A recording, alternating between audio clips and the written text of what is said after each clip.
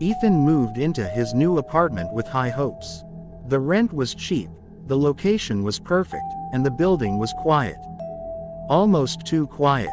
He didn't mind. After all, he preferred solitude. But there was one thing that unsettled him: his neighbor. The man in apartment 6B was strange. Tall and gaunt, with sunken eyes and a permanent smirk, he rarely spoke. Whenever Ethan passed him in the hallway, the neighbor would just stand there, staring, unblinking. Sometimes, late at night, Ethan could hear odd noises coming from 6B, whispers, shuffling, a strange scratching sound against the walls. One evening, Ethan returned home to find his door slightly ajar. His heart pounded as he stepped inside. Nothing seemed out of place, but an odd smell lingered in the air, something metallic, something rotten. He checked every corner of his apartment but found nothing. Still, an uneasy feeling settled in his chest. He double-checked the locks and went to bed, but sleep did not come easily. The next morning, he noticed something else. His kitchen chair had moved. Only slightly, just a few inches from where he remembered placing it, but enough to make his skin crawl. He tried to dismiss it as paranoia, but deep down, he knew better. That night, the noises from 6B grew louder. A low, guttural whisper seeped through the walls, too faint to make out words but persistent enough to keep Ethan awake. Then, just as he was drifting into uneasy sleep, came the knock. A slow, deliberate knock at his door. 3 times. Ethan held his breath. He didn't move. He didn't answer. Another knock, louder this time. Summoning his courage, he crept toward the peephole and peered through. The hallway was empty. No one was there. A chill ran down his spine. He stepped back, pulse racing, and as he did, his phone buzzed.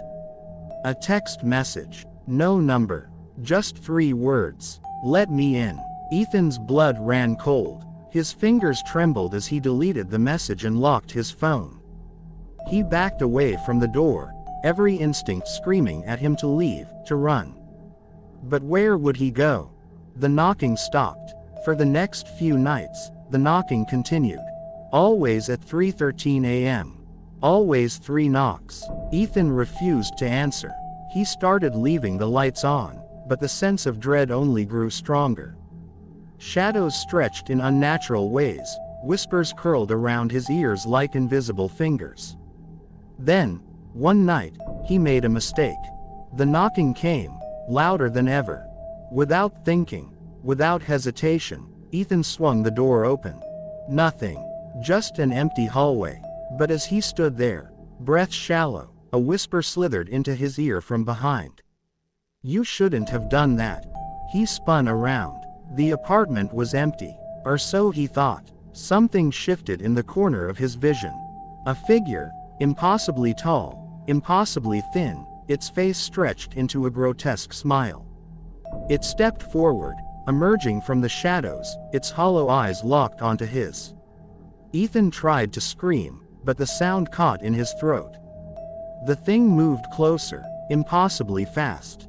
The last thing he saw was its hands, long, clawed fingers reaching for him. The next morning, Ethan's apartment was found empty. The door was locked from the inside, his belongings untouched. The only sign that he had ever lived there was a single note left on the kitchen counter. "Don't let him in." Apartment 6B remained vacant.